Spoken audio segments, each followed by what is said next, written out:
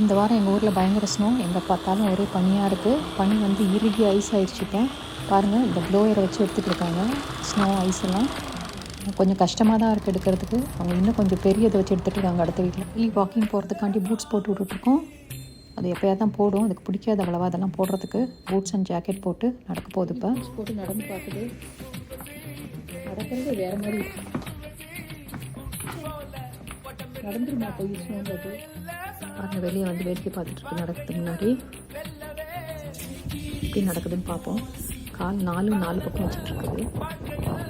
நடக்க நடக்க அப்படியே பழகிடும். நடந்துகிட்ருக்கு. இப்போ ஐஸ் வேறு வழுக்குது அதுக்கு. ரயிலுக்கு மழை பெஞ்சாலும் பனி பெஞ்சாலும் எது நடந்தாலும் அது நடந்துடும். பாருங்கள், நடந்துகிட்ருக்கு. நடக்காட்டிற்கு ரொம்ப கஷ்டப்படும்.